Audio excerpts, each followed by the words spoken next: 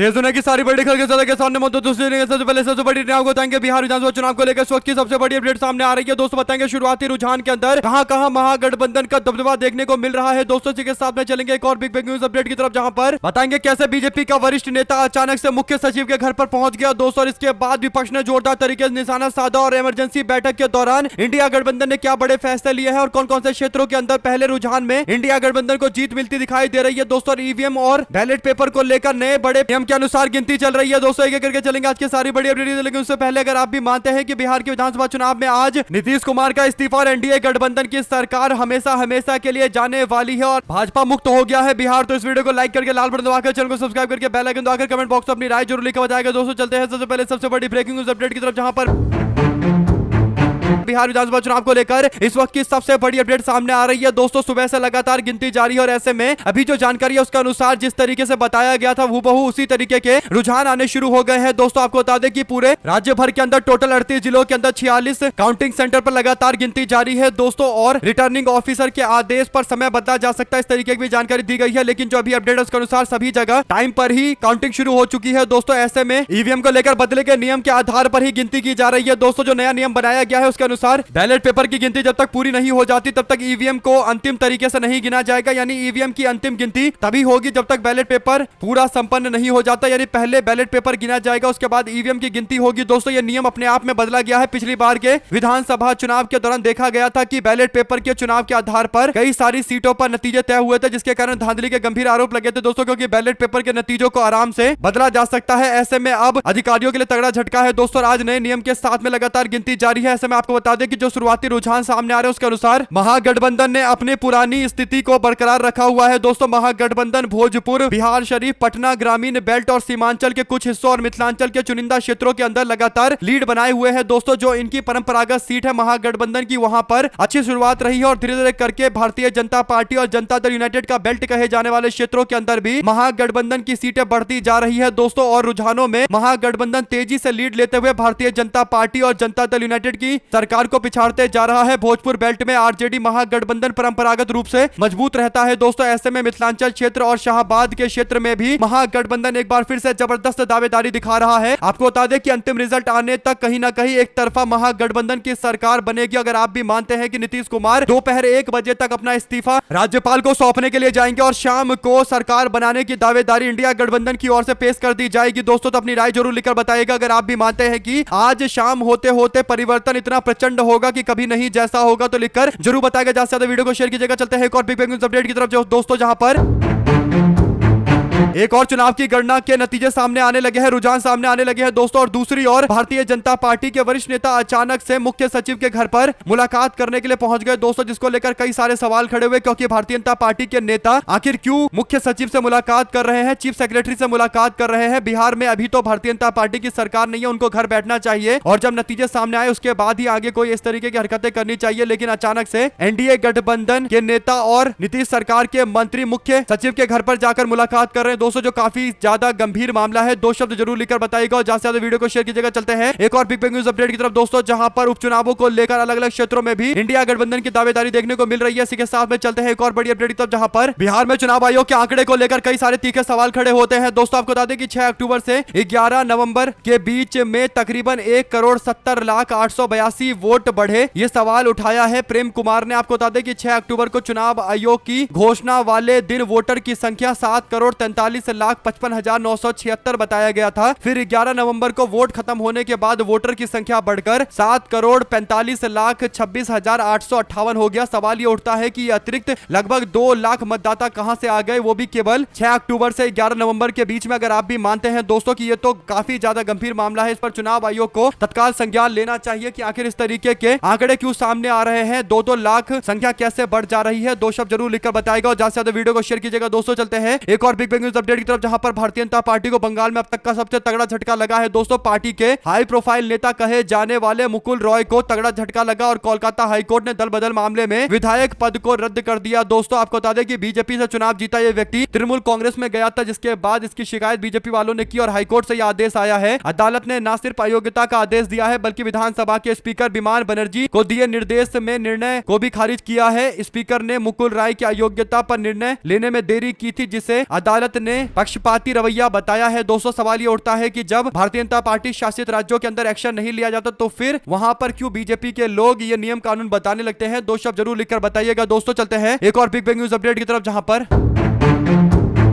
देश के वरिष्ठ पत्रकार सुरेंद्र बारिक की ओर से एक बड़ा दावा किया गया है। दोस्तों ओडिशा के नौपाड़ा विधानसभा उपचुनाव को लेकर वोट डाले गए तो और सुबह से ही लगातार रुझान आ रहे हैं और कांग्रेस पार्टी को लीड बनी हुई है। दोस्तों कांग्रेस पार्टी आगे चल रही है। ऐसे में सीनियर जर्नलिस्ट सुरेंद्र बारिक ने एक बड़ा दावा किया है, इन्वेस्टिगेटिंग रिपोर्ट दिया है नौपाड़ा विधानसभा क्षेत्र को लेकर। इसमें बताया गया है कि नौपाड़ा के अंदर अनयूजुअल यानी अप्रत्याशित और आंकड़ों की अनियमितता का मामला सामने आ रहा है, क्योंकि वोटर नंबर के पब्लिकेशन में यानी जो 15 सितंबर 2025 को वोटर के नंबर बताए गए थे और इलेक्शन कमीशन ऑफ इंडिया ने 11 नवंबर 2025 को जो आंकड़े बताए हैं उसमें जमीन आसमान का अंतर है। सवाल है कि आखिर वोटर इतने सारे इतने दिनों में कैसे बढ़ गए। दोस्तों जब एसआईआर की प्रक्रिया भी नहीं हो रही है उड़ीसा के अंदर, दोस्तों कुल मिलाकर गंभीर सवालों के घेरे में है चुनाव आयोग। जवाब तो देना पड़ेगा। अगर आप भी मानते हैं कि जो लोग लगातार सवालों का जवाब देने से कन्नी काट रहे हैं अंत में जाकर उनको पछताना ही पड़ता है, तो अपनी राय जरूर लिखकर बताएगा। दोस्तों ज्यादा से ज्यादा वीडियो को शेयर कीजिएगा ताकि पूरी अपडेट आप लोग तो लगातार आगे भी इसी तरीके से पहुंचती रहे। और चुनाव आयोग को क्या कहना चाहते हैं दोस्तों लिखकर जरूर बताएगा। चलते हैं एक और बड़ी अपडेट जिसमें विपक्ष के लोगों ने नीतीश कुमार को आईना दिखाना शुरू कर दिया है। दोस्तों बिहार में पोस्टर वॉर शुरू हो गया है। टाइगर जिंदा है वाला पोस्टर लगाया गया था, इसके जवाब में अब अलविदा चाचा लिखकर जगह जगह पर पोस्टर लगा दिया गया है। दोस्तों आपको बता दें कि जेडीयू के नीतीश पक्ष के द्वारा टाइगर अभी जिंदा है के पोस्टर लगाए गए थे। आरजेडी ने तेजस्वी यादव को अगला मुख्यमंत्री बताते हुए अमित शाह और मोदी को निशाने पर लिया है। दोस्तों अलविदा चाचा लिखकर जोरदार तरीके से मैसेज भेजने की कोशिश की गई है। कुल मिलाकर जैसे को तैसा जवाब देने में राष्ट्रीय जनता दल बिल्कुल भी पीछे नहीं हटती। दोस्तों बिल्कुल भी कोताही नहीं बरतता। इसी से पता चलता है कि राष्ट्रीय जनता दल सुपर एग्रेसिव और एकदम डंके की चोट पर राजनीति करती है दोस्तों। इसीलिए भारतीय जनता पार्टी के लोग जल्दी आरजेडी से भिड़ने की कोशिश नहीं करते, वरना आरजेडी इसी तरीके जवाब देती है। पोस्टर का जवाब पोस्टर से और वोट का जवाब वोट से। दो शब्द जरूर लिखकर बताएगा। दोस्तों चलते हैं एक और बिग न्यूज अपडेट की तरफ, जहां पर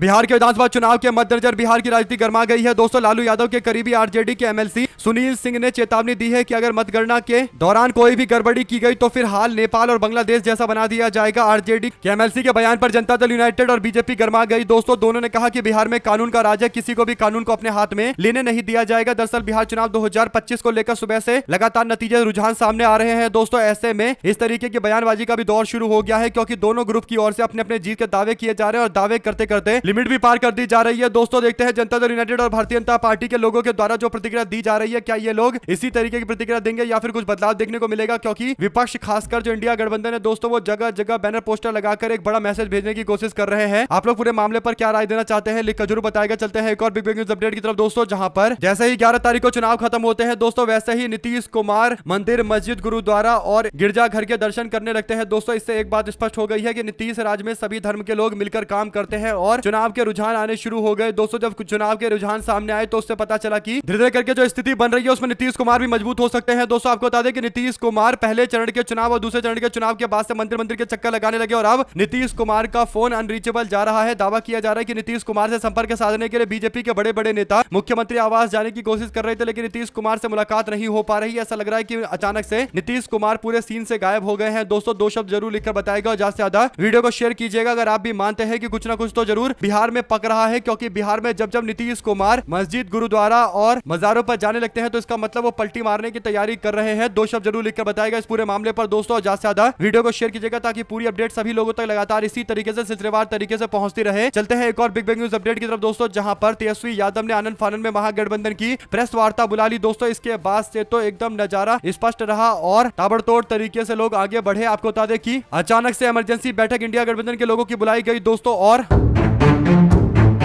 इस बैठक से चुनाव आयोग को भी बड़ा मैसेज भेजा गया है दोस्तों। और राष्ट्रीय जनता दल ने तस्वीरें शेयर करते हुए वीडियो शेयर करते हुए लिखा कि कल जो अधिकारी भूल जाएंगे कि उन्होंने संविधान की कौन सी शपथ ली है, उन्हें महागठबंधन सरकार बनने पर संवैधानिक रूप से दंडित किया जाएगा और लाखों करोड़ों युवाओं एवं नागरिक की आकांक्षाओं से खिलवाड़ करना कतई बर्दाश्त नहीं किया जाएगा। यानी सारे इंडिया गठबंधन के महागठबंधन के लोग एकजुट होकर स्पष्ट तौर पर भाजपा के नेताओं को सुना रहे थे। दोस्तों दो शब्द जरूर लिखकर बताएगा इस मामले पर। चलते हैं एक और बड़ी अपडेट की तरफ, जिसमें बिहार में मुख्यमंत्री बनने को लेकर लगातार बहस जारी है दोस्तों। ऐसे में तेजस्वी यादव के द्वारा नीतीश कुमार को हटाकर मुख्यमंत्री बनने का दावा किया गया, तो इस पर चिराग पासवान की ओर से प्रतिक्रिया सामने आई है दोस्तों। संबित चौधरी और चिराग पासवान दोनों ने अपनी अपनी राय रखी है। चिराग पासवान कहते हैं कि नीतीश कुमार ही हमारे अगले मुख्यमंत्री बनेंगे और मुख्यमंत्री पोस्ट को लेकर कोई सीट खाली नहीं है, इसीलिए तेजस्वी यादव को इस बारे में ज्यादा चर्चा नहीं करनी चाहिए, उनको पता होना चाहिए किस तरीके का रिजल्ट होगा। कुल मिलाकर दोस्तों ये वही चिराग पासवान है जो 2020 में नीतीश कुमार को सरकार में नहीं देखना चाहते थे। नीतीश कुमार को हराने के लिए सारे तरीके के षड्यंत्र अपनाए गए, लेकिन अब वो दावा कर रहे हैं कि नीतीश की सरकार फिर से बनेगी। अगर आप भी मानते हैं कि नीतीश कुमार ने ऐसा क्या कर दिया कि अचानक से चिराग पासवान की बोली में बदलाव देखने को मिल रहा है दोस्तों। कुल मिलाकर नीतीश कुमार ने कहीं ना कहीं इन सारे नेताओं को एक्सपोज कर दिया, क्योंकि ये कभी बीजेपी से हाथ मिला लेते हैं, कभी जेडीयू से हाथ मिला लेते हैं, और जैसे ही जेडीयू इस बार मजबूत हो रही है वापस से नीतीश के गुणगान गाने लगे हैं दोस्तों। इससे पहले नीतीश कुमार को हराने के लिए सारे ताकत का इस्तेमाल किया गया था। अगर आप भी मानते हैं कि धीरे धीरे करके चिराग पासवान की इमेज खराब होती जा रही है, अब उनको कोई यूथ आइकन के तौर पर नहीं देखता, और इसीलिए चिराग पासवान केवल भारतीय जनता पार्टी के सहारे चलने को मजबूर हो चुके हैं दोस्तों। खुद अपने दम पर एक सीट जीतने की उनकी स्थिति नहीं है। दो शब्द जरूर लिखकर बताइएगा। चलते हैं एक और बड़ी अपडेट की तरफ, जहां पर बिहार में सरकार बनाने से पहले दो गुटों में आपस में शर्तें लग गई दोस्तों। दरअसल बिहार के अंदर हुआ कुछ ऐसा जिससे कहीं ना कहीं सोशल मीडिया पर जमकर जानकारियां वायरल होने लगी है दोस्तों। जो अपडेट है उसके अनुसार नीतीश कुमार के गुट का कहना है कि अगर तेजस्वी यादव मुख्यमंत्री बनते हैं तो नीतीश पटेल नाम का व्यक्ति आर अखिलेश नाम के व्यक्ति को 1 लाख रुपए ट्रांसफर करेगा, और इसी तरीके से अगर तेजस्वी यादव मुख्यमंत्री नहीं बनते तो आर अखिलेश नाम का व्यक्ति 1 लाख रुपए नीतीश पटेल को देगा। यानी दो लोगों के बीच में शर्त लगी है, एक नीतीश पटेल है और दूसरा आर अखिलेश है। दोनों के अलग अलग दावे हैं दोस्तों, और 1-1 लाख रुपए के शर्त ये लगा रहे हैं। क्या ये शर्त लगाना लीगल है? आप लोग कमेंट बॉक्स में अपनी राय जरूर लिखकर बताएगा दोस्तों। कई बार इस तरीके की चर्चाएं सामने आती रहती है। चलते हैं एक और बड़ी अपडेट तब, जिसमें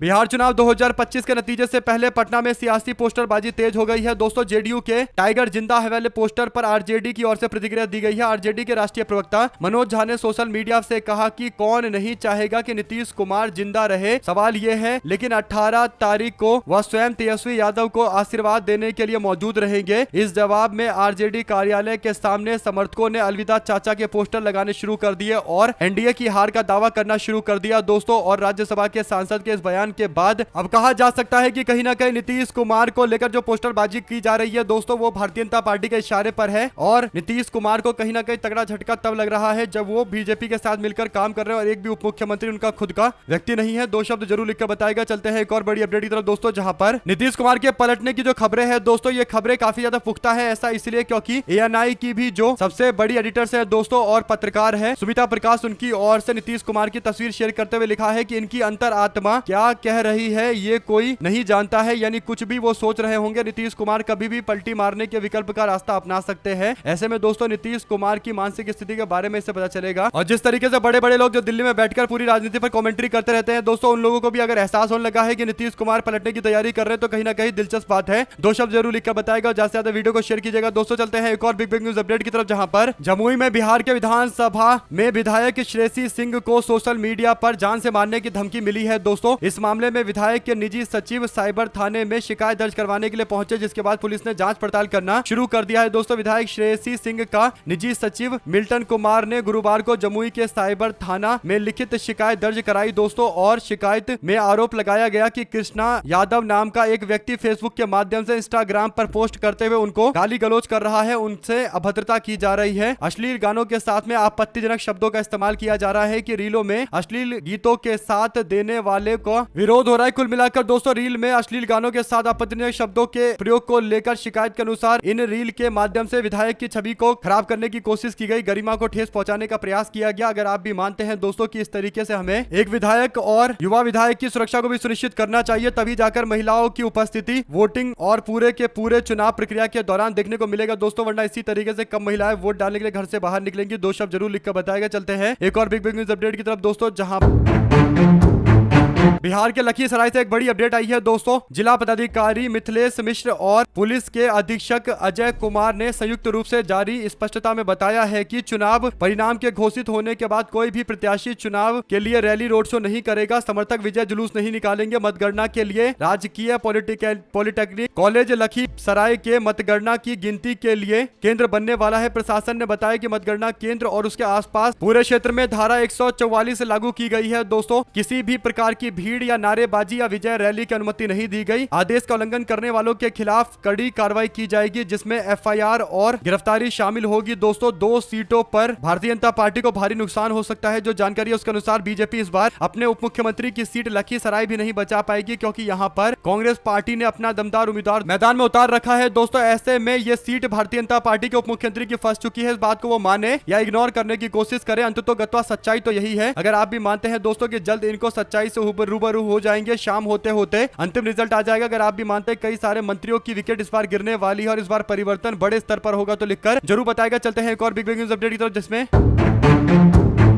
राष्ट्रीय जनता दल ने एक बड़ा दावा किया है। दोस्तों आरजेडी कहती है कि पटना में बैठे कुछ वरीय अधिकारियों के द्वारा जिला पदाधिकारियों को निर्देश दिया गया है कि जहां भी आरजेडी को स्पष्ट बहुमत दिखाई दे वहां पर काउंटिंग को स्लो कर देना, धीमा कर देना, और जहां पर एनडीए की बहुमत दिखाई दे वहां पर तुरंत रिजल्ट घोषित कर दिया जाए, ताकि ईवीएम में एनडीए के बढ़त को दिखाकर गोदी मीडिया अपने मनोवैज्ञानिक दबाव ना बना सके। ऐसे पदाधिकारियों की पहचान कर ली गई है दोस्तों, इसलिए उन्हें चेतावनी दी गई है कि अपनी कार्यशैली में सुधार लेकर आए, अन्यथा उनके खिलाफ कठोर से कठोर कार्रवाई की जाएगी। यानी सत्ता परिवर्तन होते ही इन अधिकारियों को लाइन में लगाया जाएगा। दोस्तों ये बात खुलकर बोल रहे हैं तेजस्वी यादव। अगर आप भी मानते हैं कि इतने गंभीर मामले हैं बिहार के अंदर, तो फिर हमको इन सारे मुद्दों को देखना पड़ेगा। दोस्तों इतनी आसानी से इसे इग्नोर नहीं किया जा सकता, और चुनाव है तो कहीं ना कहीं इन सारे छोटे छोटे माइन्यूट डिटेल में देखना पड़ेगा और पता करना पड़ेगा कहां पर स्थिति को जानबूझकर तोड़ मरोड़ कर रखने की कोशिश की जा रही है। 2 शब्द जरूर लिख कर बताएगा। दोस्तों इसी के साथ में चलते हैं एक और बड़ी अपडेट की तरफ, जहां पर जीतन राम मांझी का बयान आया है। उन्होंने कहा कि हमारे सभी कार्यकर्ताओं ने तन मन धन से इस पार्टी को उस मुकाम तक पहुंचा दिया जब अब पूरा बिहार बोल रहा है कि कम सीटें मिलने के बावजूद इस चुनाव में हम पार्टी का स्ट्राइक रेट सबसे अच्छा होगा। चुनाव के परिणाम आने वाले हैं, इसलिए कार्यकर्ताओं से अपील करते हुए जीतन राम मांझी ने कहा कि मैं सारे कार्यकर्ताओं से गुजारिश करता हूं कि जीत के लिए खुशी में हम लोग कोई भी पटाखे ना छोड़े, ना ही कोई जश्न मनाए। यदि हाँ कुछ करना है तो फिर उसी पैसे से गरीब लोगों की मदद करे, और असलियत में यही मायने रखता है। मांझीवाद इसी को कहा जाता है। यानी दोस्तों अब एक नई तरीके की थ्योरियां लेकर आए हैं, अपने आप को अपनी पार्टी को बताने की कोशिश कर रहे हैं कि ये मांझीवाद है। सोचिए दोस्तों, अगर कोई व्यक्ति अपने मुंह से अपनी तारीफ कर रहा हो और अपनी विचारधारा को मांझीवाद बोल रहा हो, तो फिर वो किस लेवल की अपने प्रति मानसिकता रखते हैं। यानी अपने आप को बहुत बड़ा नेता समझने की कोशिश कर रहे हैं। दोस्तों जितना मांझी के बारे में 2 शब्द लिखिएगा। वैसे भी 6 सीटों पर चुनाव लड़े, जिसमें 2 सीटें तो इनके परिवार के लोग ही लड़ रहे हैं। अब देखते हैं नतीजा क्या रहता है। अगर आपको लगता है दोस्तों कि जीतन राम मांझी की पार्टी खाता खोल पाएगी, अकाउंट खोल पाएगी, तो लिखकर जरूर बताएगा। इसके इतर अगर आप लोग कुछ और कहना चाहते हैं तब पर भी लिखकर जरूर बताएगा। चलते हैं एक और बड़ी अपडेट की तरफ दोस्तों, जिसमें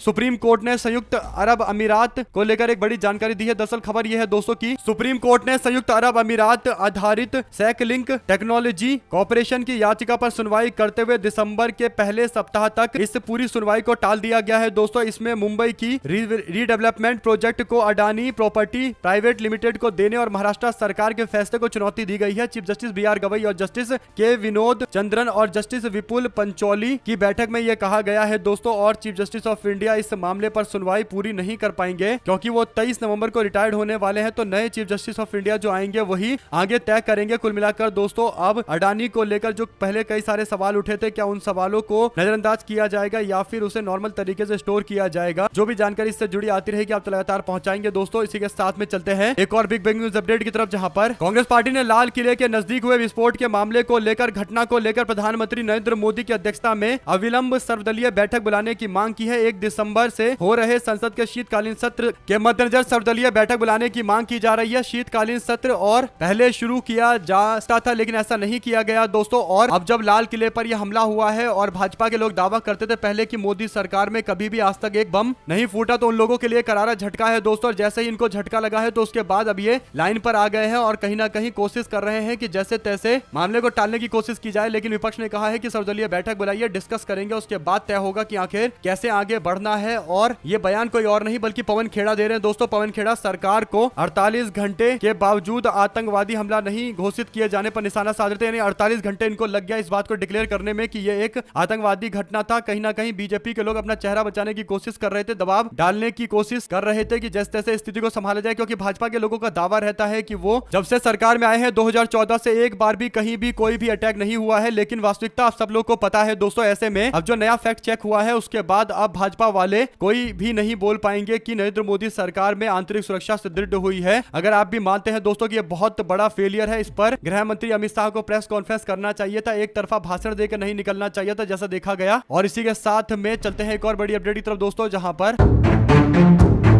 कर्नाटका की हाई कोर्ट ने भारतीय जनता पार्टी के वरिष्ठ नेता और कर्नाटका के पूर्व मुख्यमंत्री, कई बार मुख्यमंत्री बीजेपी के कर्नाटका की राजनीति के पितामह कहे जाने वाले बीएस येदियुरप्पा के ऊपर लगे आरोपों में उनको कोई छूट नहीं दी है। दोस्तों, बीएस येदियुरप्पा पर 17 साल की बच्ची के साथ छेड़खानी के गंभीर आरोप लगे थे। इस मामले पर पॉक्सको के अंतर्गत कार्रवाई चल रही है दोस्तों, और पॉक्सको के मामले में अभी तक कोई राहत नहीं दी गई, तो इसका मतलब हो सकता है कि जल्द कुछ बड़े निर्णय सामने आ जाए। आप लोग इस पूरे मामले पर क्या राय देना चाहते हैं, लिखकर जरूर बताएगा दोस्तों। अगर आप भी मानते हैं कि येदियुरप्पा जैसे भारतीय जनता पार्टी के वरिष्ठ नेता अगर इस तरीके के कांड में पकड़े जा रहे हैं दोस्तों, तो इनको जवाब जरूर देना चाहिए, इनकी जवाबदेही तय होनी चाहिए। दो शब्द आप इस मामले को लेकर लिखकर जरूर बताएगा दोस्तों। अगर आप भी मानते हैं कि बिहार के विधानसभा चुनाव में परिवर्तन बहुत तगड़ा होगा, तो लिखकर जरूर बताएगा। और इसी के साथ में तेजस्वी यादव को अखिलेश यादव पूरा सपोर्ट कर रहे हैं दोस्तों। आज अगर कोई केस बनेगा तो उस केस को, तेजस्वी यादव के केस को अखिलेश यादव की पार्टी का लीगल सेल देखेगा दोस्तों। ये भी पूरी तैयारी हो चुकी है। अगर आप भी मानते हैं कि परिवर्तन होने वाला है बिहार में और इस बार बदलाव कुछ ऐसा होगा कि कभी नहीं जैसा होगा और बदलाव नया रिकॉर्ड बनाएगा, तो लिखकर जरूर बताएगा। हमारे साथ लगातार जुड़े दोस्तों का बहुत बहुत धन्यवाद। देख रहे थे आपका अपना चैनल जय हिंद जय भारत। ज्यादा से ज्यादा वीडियो को शेयर कीजिएगा दोस्तों। बहुत बहुत धन्यवाद। जय हिंद।